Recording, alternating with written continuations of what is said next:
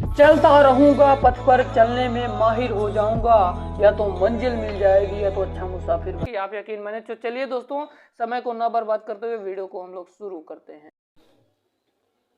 दोस्तों देखिए, आपका पहला प्रश्न है कि भारतीय संविधान का अनुच्छेद 17 संबंधित है, यानी कि अनुच्छेद 17 में किसकी बात किया गया है। तो दोस्तों आप सभी को बता दूं, अनुच्छेद जो 17 है इसमें अस्पृश्यता का अंत की बात किया गया है, यानी छुआछूत की अंत का बात किया गया है। ऑप्शन नंबर सी वाला सही हो जाएगा, पहले वाले का आंसर। अब चलिए हम लोग चलते हैं अपने दूसरे नंबर के प्रश्न की ओर। जल्दी से आप सभी लोग इसका कमेंट बॉक्स में कमेंट में आंसर बताइएगा। और दोस्तों आपको 50 में से कितने का आंसर पता था, एक बार ईमानदारी से जरूर बताइएगा। अगर आपको कुछ भी नहीं आता है फिर भी हम आपको पूरी तैयारी करवाएंगे, आपको टेंशन लेने की बात नहीं है। अगला प्रश्न है कि किस यूनानी इतिहासकार को इतिहास का जनक कहा जाता है। तो दोस्तों आप सभी को बता दूं, इसका करेक्ट आंसर हो जाएगा ऑप्शन नंबर बी वाला, हेरोडोटस जो हैं, हेरोडोटस को इतिहास का जनक कहा जाता है, जो यूनानी इतिहासकार हैं। अब आपका 3 नंबर का प्रश्न है, कह रहे कि सौर मंडल का दूसरा सबसे बड़ा ग्रह कौन सा है। तो दोस्तों आप सभी को बता दूं कि जो सौर मंडल है, इस सौर मंडल में दूसरा सबसे बड़ा ग्रह, उसका नाम है शनि। ऑप्शन नंबर बी वाला करेक्ट हो जाएगा। तो चलिए दोस्तों हम लोग चलते अपने अगले प्रश्न की ओर। कह रहा कि प्लासी का युद्ध, जो प्लासी युद्ध का मैदान है, किस राज्य में है। तो दोस्तों आप सभी को बता दूं, जो प्लासी जो युद्ध का जो मैदान है वो जिस राज्य में है दोस्तों, उसका नाम है भैया, उसका नाम है पश्चिम बंगाल। ऑप्शन नंबर सी वाला सही हो जाएगा। ये थोड़ा सा टिक गलत लग गया है दोस्तों, ऑप्शन नंबर सी वाला हो जाएगा सही। पश्चिम बंगाल में प्लासी का युद्ध का जो मैदान है वो प्लासी का युद्ध का जो मैदान है वो पश्चिम बंगाल में स्थित। ऑप्शन नंबर सी वाला सही हो जाएगा। अब 5 नंबर का आपका क्वेश्चन है। 5 नंबर का क्वेश्चन कह रहा है कि पृथ्वी का विशालतम पारिस्थितिक तंत्र है। तो दोस्तों आप सभी को बता दूं, जो पृथ्वी का जो विशालतम पारिस्थितिक तंत्र है, इसका नाम है भैया, इसका नाम है जीवमंडल। ऑप्शन नंबर डी वाला सही हो जाएगा। अब हमारा 6वां नंबर का प्रश्न क्या कह रहा है, कह रहा है कि निम्नलिखित में से कौन सा राज्य कपास का सर्वाधिक उत्पादन करता है। दोस्तों तो दोस्तों आप सभी को बता दूं कि जो कपास का सर्वाधिक उत्पादन करता है दोस्तों, उसका नाम है महाराष्ट्र, यानी ऑप्शन नंबर ए वाला सही हो जाएगा। अब हम लोग चलते हैं अपने अगले प्रश्न की ओर। 7 नंबर का प्रश्न करें कि फ्रंटियर गांधी के नाम से किसे जाना जाता है। ये भी बड़ा महत्वपूर्ण प्रश्न है दोस्तों, कि जो फ्रंटियर गांधी के नाम से किसे जाना जाता है। तो दोस्तों आप सभी को बता दूं कि फ्रंटियर गांधी के नाम से जिन्हें जाना जाता है, उसका करेक्ट आंसर हो जाएगा ऑप्शन नंबर सी वाला, खान अब्दुल गफ्फार खान को ही फ्रंटियर गांधी के नाम से जाना जाता है। उम्मीद करता हूं ये सारे प्रश्न आप सभी के समझ में आ रहे होंगे। हम लोग चलते हैं अपने अगले प्रश्न की ओर। कह रहा है कि पेट्रोल की गुणवत्ता की माप किससे की जाती है। जो पेट्रोल की गुणवत्ता की जो माप है किससे की जाती है, ये भी बड़ा महत्वपूर्ण प्रश्न है। तो दोस्तों आप सभी को बता दूं, इसकी जो गुणवत्ता की माप की जाती है उसका नाम है ऑक्टेन संख्या। इसका मतलब करेक्ट आंसर कौन हो जाएगा, ऑप्शन नंबर सी वाला इस करेक्ट आंसर हो जाएगा। अब आपका 9 नंबर का प्रश्न है, बहुत ही महत्वपूर्ण है। कह रहा है कि अमीर खुसरो किस सुल्तान के दरबारी कवि थे। तो दोस्तों आप सभी को बता दूं कि जो अमीर खुसरो थे वो किस सुल्तान के दरबारी कवि थे, वो थे अलाउद्दीन खिलजी के, यानी कि करेक्ट आंसर हो जाएगा ऑप्शन नंबर डी वाला, अलाउद्दीन खिलजी के। दोस्तों अमीर खुसरो जो किस सुल्तान के दरबारी कवि थे, तो अलाउद्दीन खिलजी के।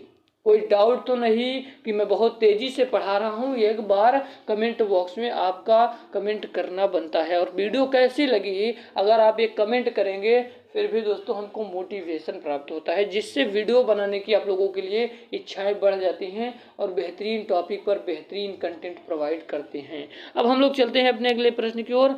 10 नंबर का प्रश्न है कि अंतर्राष्ट्रीय महिला दिवस कब मनाया जाता है। अंतर्राष्ट्रीय महिला दिवस मनाया जाता है।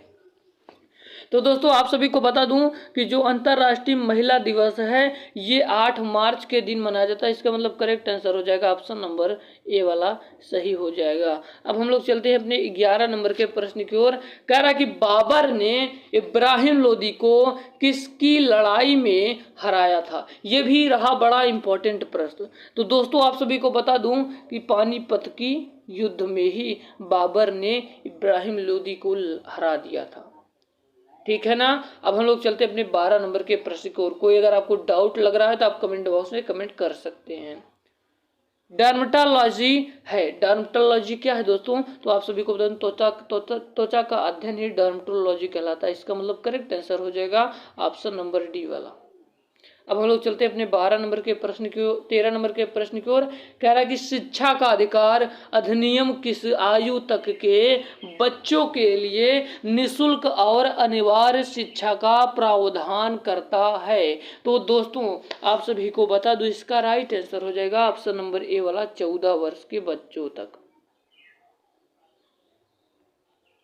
हमारा 15 नंबर का 14 नंबर का प्रश्न है कि आईने ए अकबारी का लेखक कौन है। तो दोस्तों आप सभी को बता दूं आईने ए अकबारी का जो लेखक है वो अबुल फजल है। इसका मतलब करेक्ट आंसर हो जाएगा ऑप्शन नंबर सी वाला सही हो जाएगा।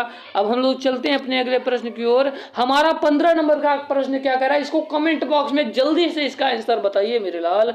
आप सभी को बता दूं प्रथम एशियाई खेल किस देश में हुए थे। तो दोस्तों आप सभी को बता दूं प्रथम एशियाई जो खेल थे वो किस देश में हुए थे। उसका राइट आंसर हो जाएगा ऑप्शन नंबर बी वाला अपने भारत में दोस्तों हुआ था जो प्रथम एशियाई खेल हुआ था।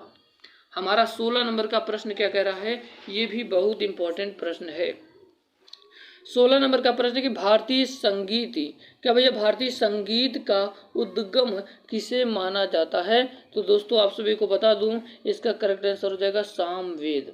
भारतीय संगीत का उद्गम किसे माना जाता है तो सामवेद। ऑप्शन नंबर वी वाला सही हो जाएगा। 17 नंबर का प्रश्न कह रहा है कि कुत्ते यानी डॉग का वैज्ञानिक नाम क्या है।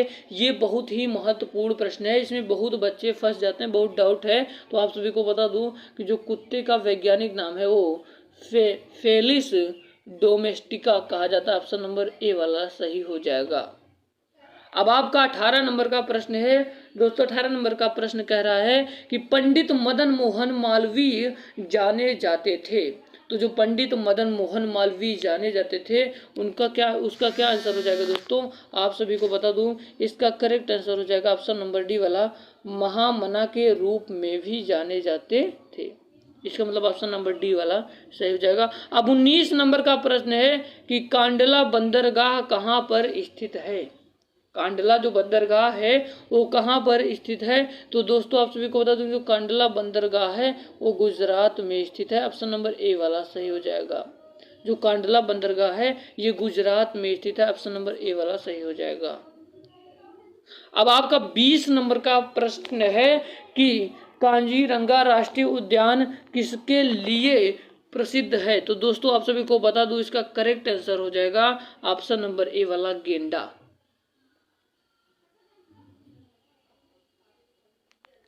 अब आपका 21 नंबर का प्रश्न है, कह रहा है कि भारतीय वानिकी संस्थान भारत के किस शहर में स्थित है।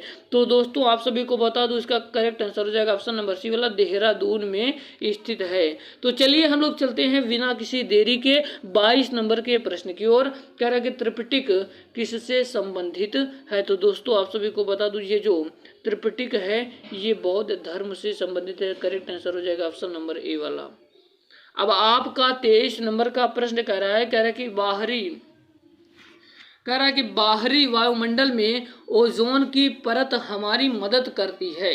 तो दोस्तों ये बड़ा महत्वपूर्ण प्रश्न है। इसका करेक्ट आंसर हो जाएगा परावैंगनी विकिरण को अवशोषण करने में ही। इसका मतलब करेक्ट आंसर हो जाएगा ऑप्शन नंबर डी वाला परावैंगनी विकिरण का अवशोषण करने में ही दोस्तों ओजोन परत हमारी मदद करता है।